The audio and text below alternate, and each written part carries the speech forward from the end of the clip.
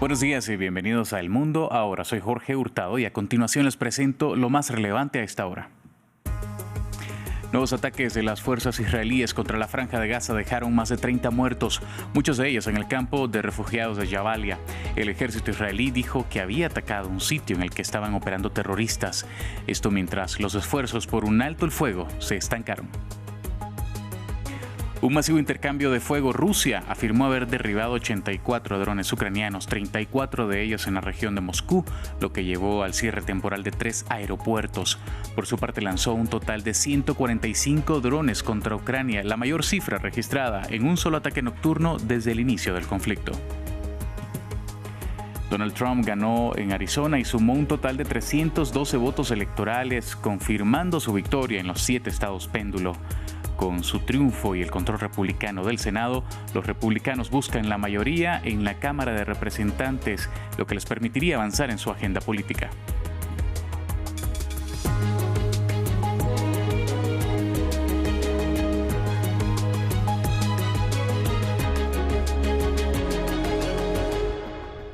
Comenzamos en Medio Oriente. Más de 30 personas murieron tras nuevos ataques israelíes en Jabalia y en la ciudad de Gaza.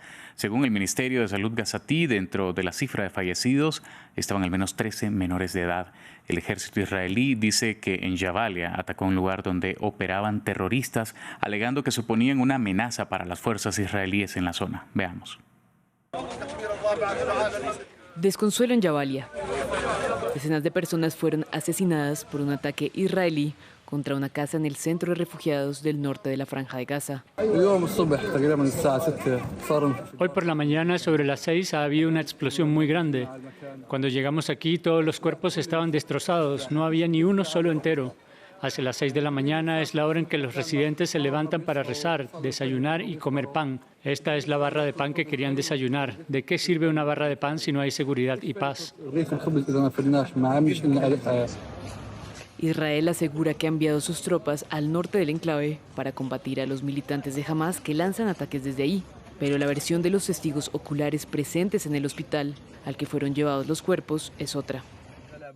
Nos despertamos y nos encontramos con esta masacre. Ni siquiera sabemos por qué ocurrió esta masacre o por qué se atacó a esta pobre gente. Simplemente vivíamos vidas normales, hacían sus rutinas diarias, no formaban parte de ninguna organización, ni facción, ni nada. El hecho ocurre cuando se cumplen 400 días de ataques israelíes contra el enclave palestino. Y en el momento en el que las conversaciones para un alto el fuego están estancadas, razón por la cual Qatar suspendió su rol de mediador. En ese contexto, un informe de la ONU también ha advertido que el hambre es inminente en el norte de Gaza. El ejército israelí, por su parte, cuestionó la credibilidad del informe, pero la ONU asegura que está basado en evidencia y es un análisis riguroso y neutral. También continúa la guerra entre Israel y Hezbollah. El Ministerio de Salud libanés informó que un ataque israelí mató a 23 personas, entre ellas 3 niños, en la localidad de Almad, al norte de la capital Beirut. 3 de los fallecidos trabajaban como paramédicos y las autoridades de la zona informaron que el número de víctimas mortales podría aumentar porque falta retirar aún escombros. Al tiempo, otras 4 personas murieron en medio de bombardeos en el valle de Bekaa. Cambiamos de tema. La policía holandesa detuvo el domingo a decenas de personas por desafiar la prohibición de manifestarse en el centro de Ámsterdam. Esto tras los violentos ataques a seguidores del club de fútbol israelí Maccabi Tel Aviv. La alcaldesa de la ciudad, Fehme Al-Sema, había prohibido las manifestaciones durante el fin de semana tras los incidentes del día jueves y viernes, en los que se vio a grupos de jóvenes agredir a seguidores del Maccabi, un suceso ampliamente tildado como violencia antisemita. Las autoridades municipales prorrogaron la prohibición de las manifestaciones hasta el jueves por la mañana. Espero y exijo que todos los gobiernos responsables pongan fin inmediatamente a estos ataques y tomen medidas firmes, enérgicas, claras y urgentes. Haremos lo que sea necesario para protegernos, a nosotros mismos y a nuestros ciudadanos.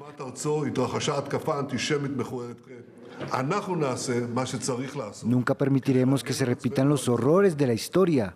Nunca nos rendiremos, ni al antisemitismo ni al terrorismo. Y este domingo la guerra entre Rusia y Ucrania alcanzó un nuevo punto crítico. Las fuerzas ucranianas lanzaron un ataque con 84 drones hacia territorio ruso, 34 de ellos contra Moscú, obligando a desviar vuelos de 3 de los principales aeropuertos de la ciudad e hiriendo al menos a 5 personas. Al tiempo, Rusia envió 145 drones a Ucrania, de los cuales más de 60 fueron interceptados en 12 regiones, según informó Kiev. Además, Moscú volvió a bombardear la estratégica ciudad portuaria de Odessa. Catalina Gómez Ángel, nuestra enviada especial, nos amplió desde Kiev. La invasión a gran escala lanzada por Moscú a Ucrania está a punto de cumplir 1000 días y la situación actualmente es imposible de entenderse sin la aparición en el escenario de los drones, que no solamente han cambiado radicalmente la manera como se pelea en el frente de batalla, sino también la manera de actuar y de atacar de ambos países, incluido a ciudades, a infraestructura y también áreas donde habita población civil. Un ejemplo de ello es lo que sucedió en la noche y en la madrugada de hoy desde Moscú. Aseguran que derribaron 70 drones lanzados desde Ucrania. Esto no es nuevo, Ucrania viene haciéndolo desde hace meses. Sin embargo, lo diferente del día de hoy es el número de drones que alcanzaron especialmente la capital, Moscú. Aseguran que 32 de ellos llegaron a la capital, provocando el cierre temporal de 3 de los aeropuertos. Tuvieron que demorar el despegue y aterrizaje de muchísimos aviones, y desde una provincia de Brinsky en Rusia aseguran que hay explosiones en lo que sería un centro logístico. Allí se han enfocado los ataques ucranianos, especialmente infraestructura energética, infraestructura militar y centros logísticos, mientras que Rusia también lanzó en la madrugada de hoy el ataque más grande con drones a Ucrania. Fueron 145, según la defensa aérea ucraniana, lograron derribar 62, 67 de ellos desaparecieron de los radares y 10 de ellos volvieron a territorio bielorruso o ruso. Así que la situación sigue siendo muy delicada. Estos ataques aumentan con los días y lo que vimos esta madrugada fue que uno de esos drones causó daños en la ciudad de Odessa y al menos una persona murió. El presidente ruso Vladimir Putin ratificó oficialmente un pacto de defensa con Corea del Norte. El acuerdo, firmado durante la visita de Putin a Pyongyang en junio pasado, requería la aprobación parlamentaria antes de recibir la firma del líder del Kremlin. Según los informes de inteligencia de Corea del Sur, Ucrania y países de Occidente, Corea del Norte ha enviado a unos 10.000 soldados para apoyar el esfuerzo bélico de Rusia en Ucrania.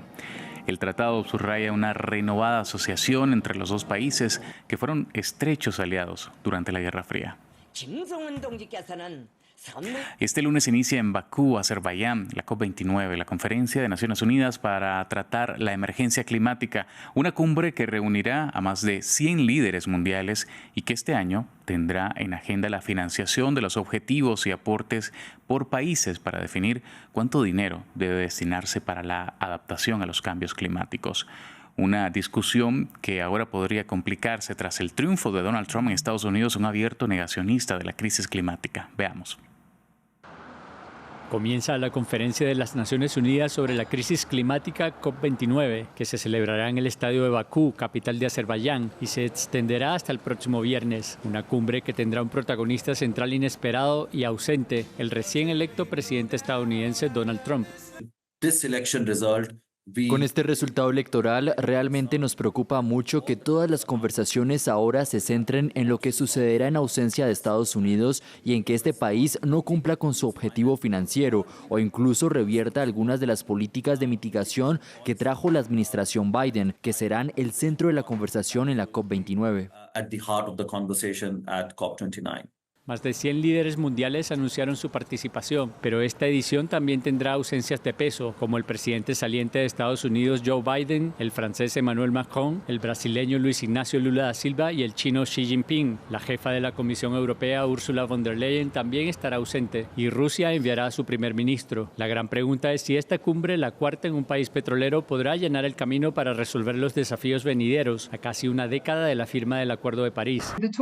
Las conversaciones este año año deberían sentar las bases para el momento crítico del año próximo, que marcará los 10 años desde que se firmó el Acuerdo de París. Y también es una especie de fecha límite para que los países presenten sus contribuciones determinadas a nivel nacional, es decir, sus planes nacionales de acción climática. Los países esperan establecer objetivos más específicos que contribuyan a la adaptación a las perturbaciones climáticas como días más cálidos, el aumento del nivel del mar, sequías y desastres naturales, mientras que grupos ecologistas piden una nueva arquitectura financiera con más fondos para la crisis climática. El presidente electo de Estados Unidos, Donald Trump, según las proyecciones de la agencia AP, se aseguró los 11 votos electorales de Arizona, consolidando su victoria en los 7 estados clave de las elecciones de 2024.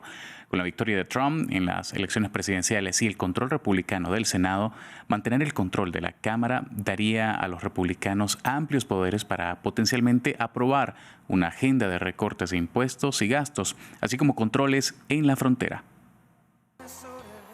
El alcance de la victoria de Donald Trump es abrumador. Con Arizona, el republicano se impone en todos los estados péndulo, donde muchos votantes preveían este resultado.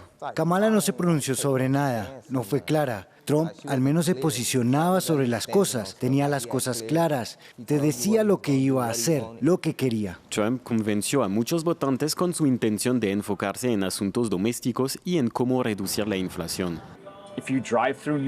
Si conduces por el norte de Filadelfia, podrían haber usado $1.000 millones para arreglarlo, y eso no es ni la cuarta parte de lo que gastamos en guerras.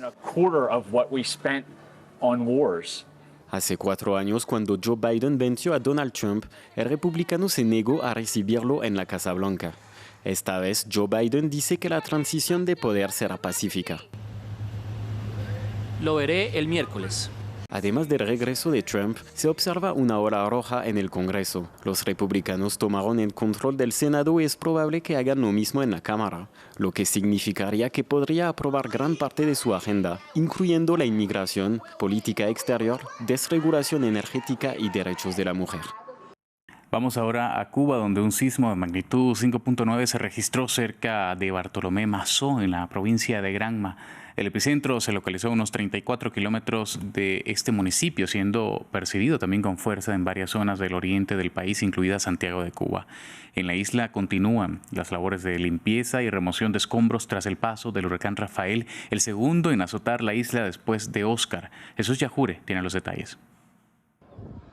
Los cubanos reanudan sus rutinas y avanzan en las tareas de limpieza tras el paso del huracán Rafael, que azotó la isla y causó severos daños en todo el territorio. Con vientos de más de 185 kilómetros por hora, Rafael arrancó árboles, dañó miles de viviendas y afectó el parque industrial y portuario, y acabó provocando por segunda vez en un mes el colapso de la red eléctrica nacional, que ya había sufrido caídas por el deterioro de plantas termoeléctricas y escasez de combustible. Pese a esto, los cubanos buscan de nuevo algo de normalidad, así como abastecerse de alimentos. Pues en estos días se perdió muchísima comida, muchísimas cosas con todo el tema de la pérdida de la electricidad.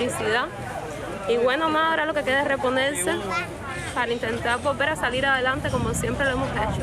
Entre las ayudas está la de Rusia. El viernes, el vicepresidente Dmitry Chernyshchenko, de visita en la isla, comprometió el envío de diésel para contribuir a la generación de energía. Por la instrucción de nuestro presidente Vladimir Putin, Rusia está preparando ahora a la asistencia urgente debido a la situación complicada en el sector energético, una grave situación, y esto incluye alrededor de 80.000 toneladas de combustible por un monto de acuerdo con la instrucción del presidente de $60 millones. Rafael es el segundo huracán en golpear la isla después de Óscar. El gobierno de México también ha asistido al gobierno de Cuba con el envío de combustible en un esfuerzo por mantener las luces encendidas. La presidenta Claudia Sheinbaum anunció hace 2 semanas el envío de un carguero con casi 400.000 barriles de petróleo. Antes de despedirnos, una invitación especial. Ayúdenos a combatir la desinformación que circula en Internet. Lo puede hacer consumiendo noticias de fuentes confiables.